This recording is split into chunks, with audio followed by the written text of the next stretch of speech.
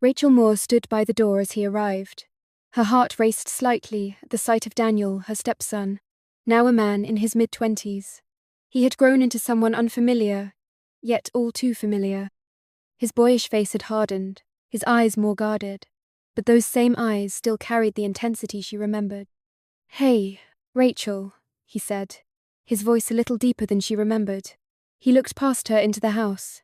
"Can I come in?" Rachel stepped aside, an instinctual gesture, but something inside her tightened. She hadn't seen him in 2 years. He had left for college, and now he was back. Her heart seemed to skip a beat. Too much had changed in those years. Daniel stepped inside, without another word, dropping his bag onto the floor. His eyes flickered briefly over the room, scanning the familiar, yet now distant, surroundings. "You've changed," she murmured, her voice betraying an emotion she couldn't quite define. "Yeah, I guess," he replied, his gaze lingering on her a moment longer than was comfortable. "And you?" Rachel hesitated. She was no longer the carefree woman she had once been, before everything fell apart, before the mistakes, before Daniel. "I guess I have too," she finally said, her voice trembling just slightly. Rachel hadn't realized how much time had passed since the last time they had been in this house together, alone. 2 years ago, she had been living a life she thought was secure, with her husband David away on business. She didn't know that in the months leading up to that moment, she would find herself on the precipice of something she never imagined: betrayal. It had started innocently enough. She remembered Daniel arriving in the summer, staying for just a few weeks while David was away on his business trips.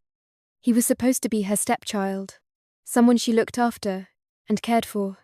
She had no idea how quickly things would change between them. Rachel had been feeling lonely in those days. David was increasingly distant, absorbed in his work. Daniel was younger, full of life and confidence. She noticed the way he looked at her, a subtle intensity in his gaze that she couldn't ignore. She was flattered, but she also tried to push it away, telling herself she was imagining things. One evening, she had found herself alone in the living room with him. The conversation had started innocently enough, but as the hours passed, she realized it was more than just a casual chat. Daniel was sitting closer now, his voice lower, more compelling. Then, that moment arrived. The first touch, so gentle, almost accidental. It sent an electric jolt through her body. She should have stopped it then, but she didn't. And when his lips brushed hers, she didn't pull away. She couldn't. Rachel lay awake that night, unable to sleep, the events of the evening replaying in her mind. What had she done? How had she let herself slip so far? She kept telling herself that it had been a mistake, a temporary lapse in judgment. But deep down, she knew it wasn't. It had been deliberate. She tried to avoid Daniel after that night, tried to pretend that it didn't happen. But he was different now. He no longer seemed like the boy who needed guidance. He was a man who knew what he wanted, and he wasn't afraid to take it. The next day, Daniel approached her, his usual calm demeanor hiding the storm behind his eyes. He stood a little too close to her as she prepared dinner, his fingers brushing against her hand as she passed him a knife. "Rachel," he said softly, "we can't ignore this." Her heart skipped a beat. "What do you mean?" she asked, trying to keep her voice steady, though the trembling in her hands gave her away. "You know what I mean." His gaze darkened, filled with something she couldn't define. "We both know what happened." Rachel swallowed hard, trying to maintain control. This was wrong. She had to put an end to it before things spiraled even further. But Daniel's voice was insistent, as he reached for her wrist, his touch firm and unyielding. "Don't pretend this is a mistake. You feel it too." His words hung in the air, suffocating her. The attraction between them was undeniable, and deep inside, Rachel was terrified of the consequences. But she didn't pull away. She couldn't. Days turned into weeks, and Rachel felt herself losing grip on the life she had known. Her interactions with Daniel became more frequent, their conversations laced with tension. There was a constant, invisible pull between them, and every time she looked at him, she saw not just the man he had become, but the boy she had once known, the boy who had once trusted her. who had needed her as a mother figure. But now, things were different. She wasn't sure if she still felt like his mother. The lines had blurred, and when they were alone, those lines vanished altogether. It was a quiet evening when it finally happened again. She had been sitting on the couch, her heart racing as Daniel entered the room, his eyes filled with purpose. They exchanged no words, none were needed. The distance between them closed, and Rachel felt the pressure of his lips on hers once more. This time, there was no hesitation, no guilt, just desire. The next morning, Rachel woke with a sick feeling in her stomach. The weight of what had happened, what she had done, pressed on her like a physical burden. How had she gotten here?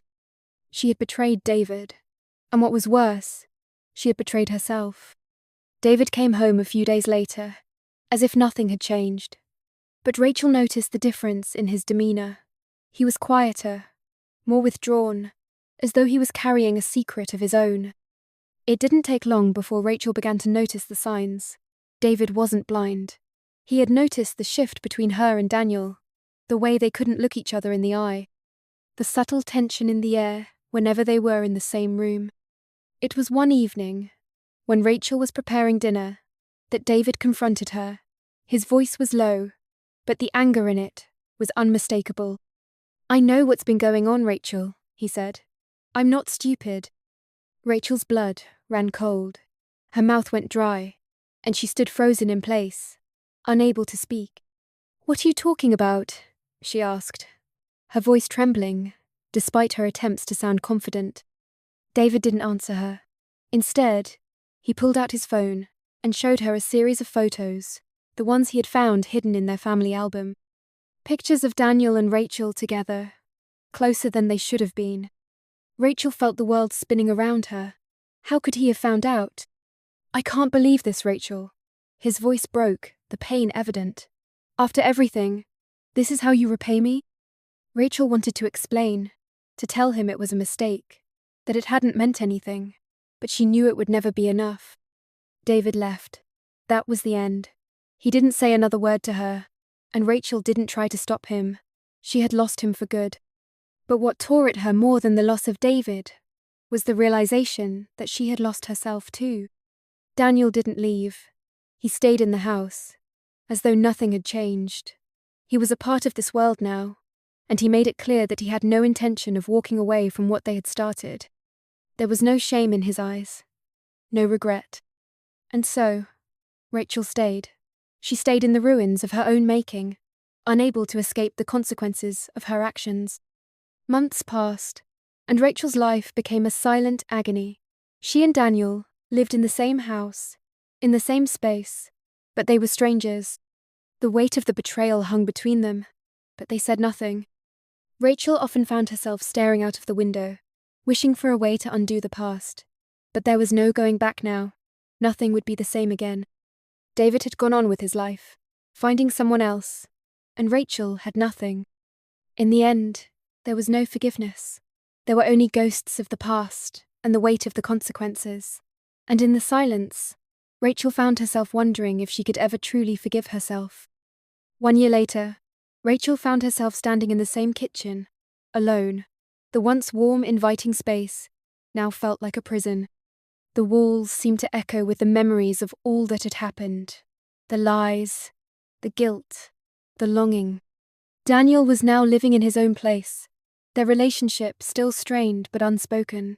He had grown colder, more distant, and Rachel couldn't blame him. She had ruined everything. The guilt of her actions of betraying David, of allowing herself to fall into the arms of a man she shouldn't have gnawed at her every day. The inevitable day came when Daniel came back to visit. He stood in the doorway, hesitating before stepping inside. Rachel's heart tightened in her chest. "I should have never let it go this far," he said quietly, his gaze avoiding hers. "But we both know what happened, what we did." Rachel couldn't speak.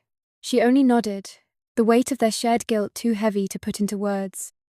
Daniel's voice softened. "I don't know if I'll ever be able to forgive you." She swallowed hard, her throat dry. The words she wanted to say, the apology she needed to give, wouldn't come. And so, Daniel left.